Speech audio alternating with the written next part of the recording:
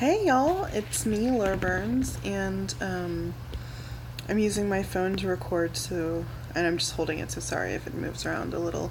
I wanted to make a quick video to address a question that I got today in a private message on Instagram, but is a question that I get a lot from people.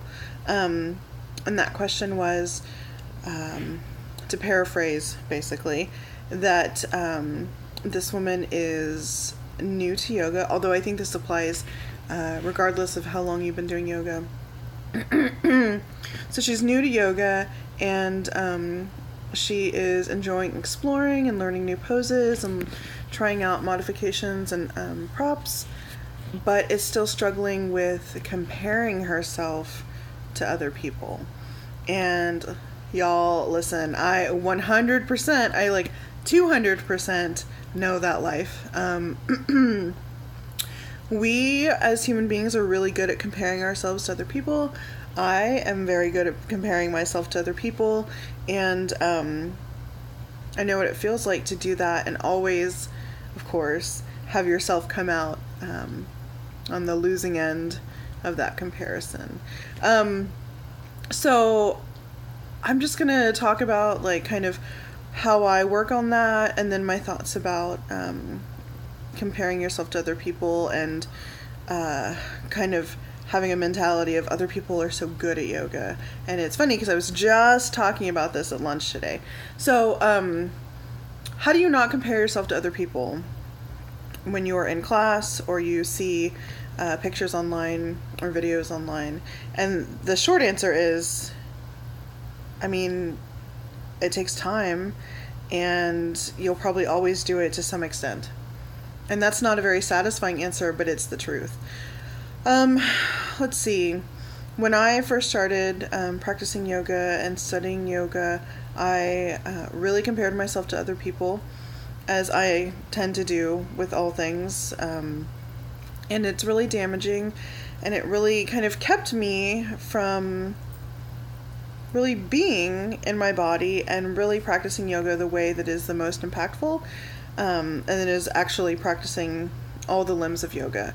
And so my advice to people is, number one, to be patient with yourself, because you're going to do it.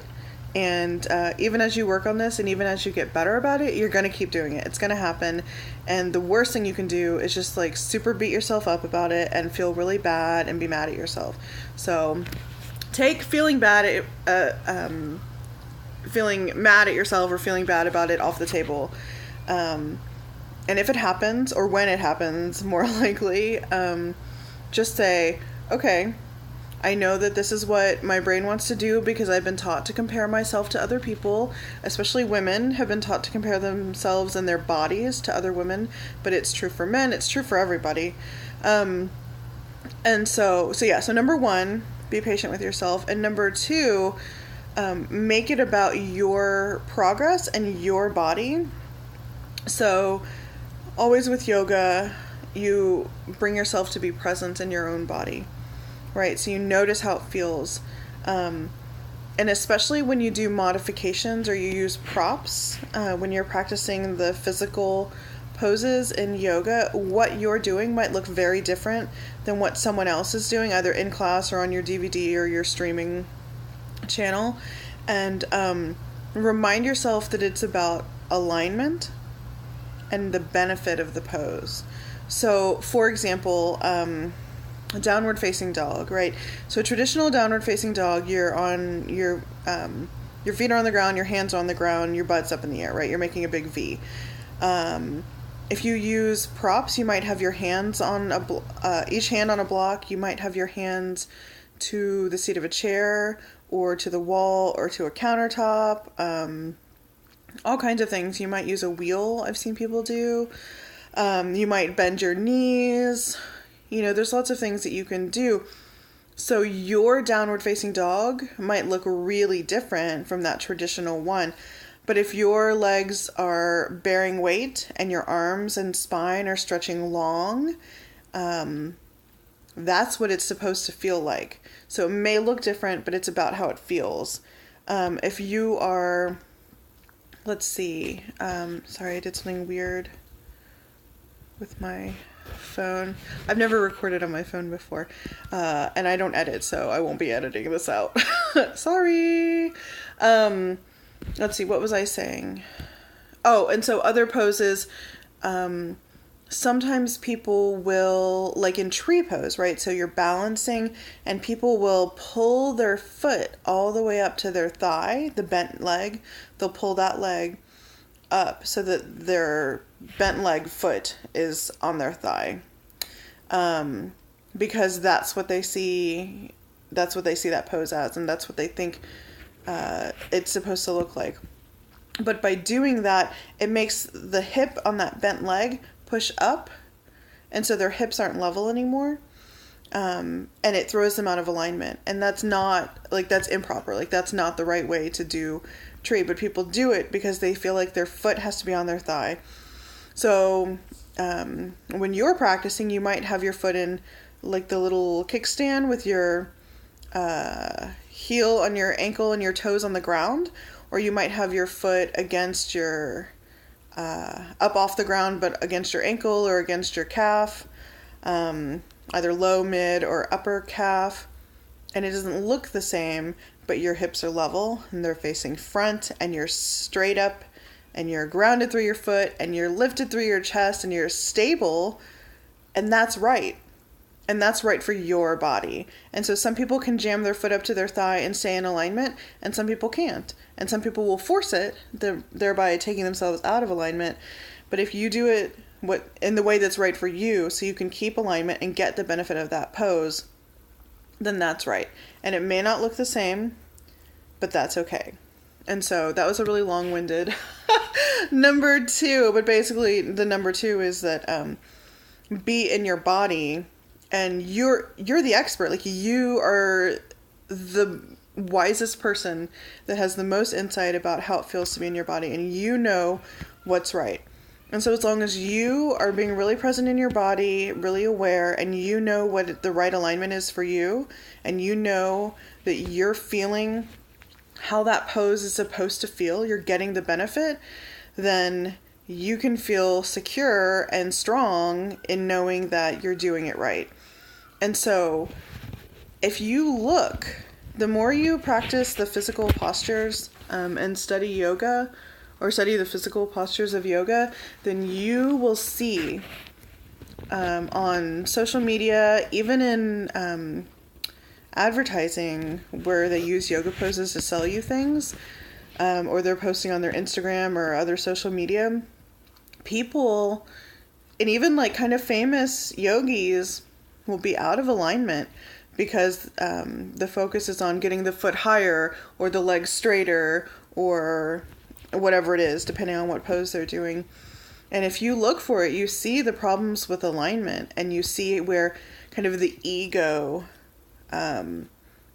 overtakes the true benefit of the pose and the alignment.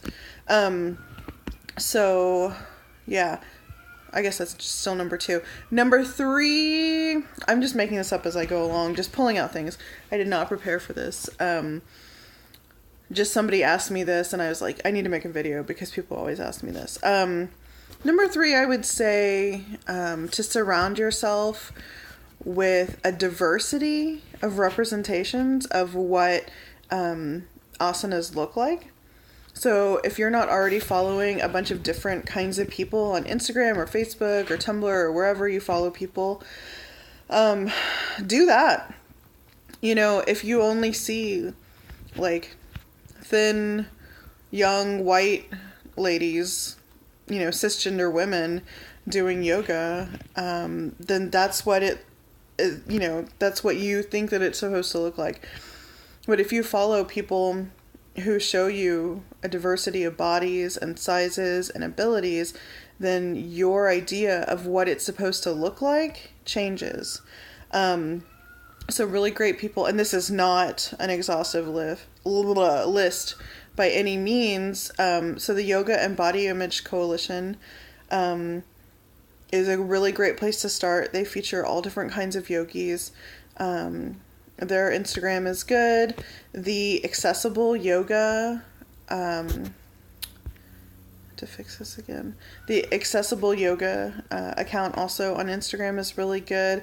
I'm mostly on Instagram. I have a little bit of Facebook, but I usually use that just for like event stuff. I'm trying to get away from Facebook. So Instagram is mostly what I'm thinking of when I think of this. So of course, like Diane Bondi is amazing. Abby Lentz with Heavyweight Yoga, of course. Abby is like my OG mentor. Anna Gastelli with Curvy Yoga, which is where I did my training. She's amazing. Rachel Estapa of More to Love Yoga. Donna Noble of Curvesome Yoga. Let's see. Oh, of course, Amber Carnes. And Michael from Buddha Body Yoga, but he doesn't post on his Instagram, and very much anymore. Michael, where are you? I love you so much, and your Instagram is so amazing. So many good ideas there. So there's lots more, and I'm really sorry if I'm not saying your name. Oh, Chrissy Bentley. Yes, I love her Instagram. She does yoga videos, and she posts them almost every day. It's so good. So anyway, I'm sorry if I'm not saying your name.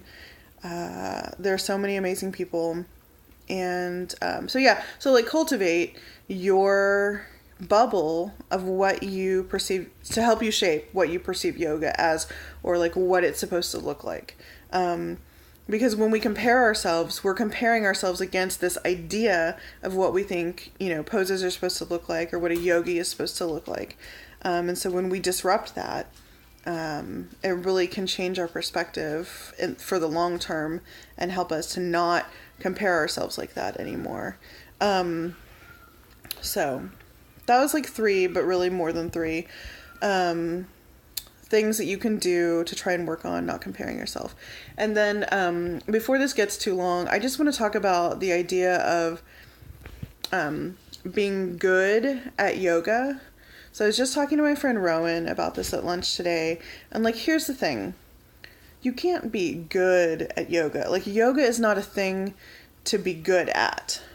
You can be consistent in your practice. You can, like on the physical side, you can get stronger or more flexible, but yoga is more than these physical postures. The asanas are only one of the 8 limbs.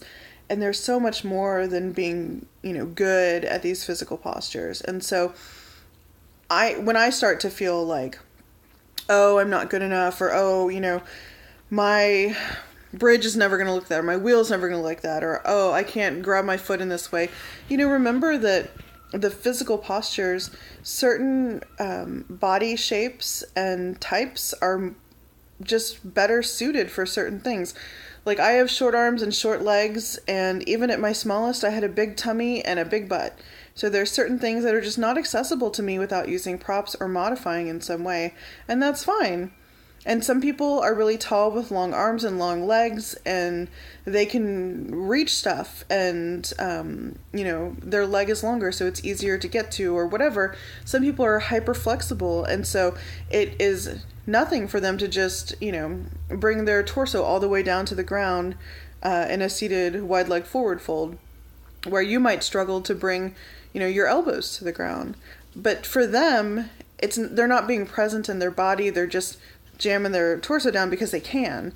And so they're not even not necessarily, feeling what's going on in their body.